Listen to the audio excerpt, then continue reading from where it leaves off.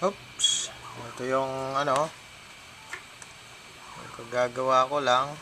Ayan, isang black light. Isa dyan. Ayan. Oops. Wag yan. Okay. Tapos, ngayon, eto na siya. Pinalitan ko. Ay, dinagdagan lang pala. Naging 6 na. Ayan. Para pag naglagay ng screen, ito. Tingnan natin kung gaano kalapad. 6. Ayan. Bukan natin. Ayan. Oops. Ayan siya. 17 by 22 tong frame na to. Ayan. Wow. UV.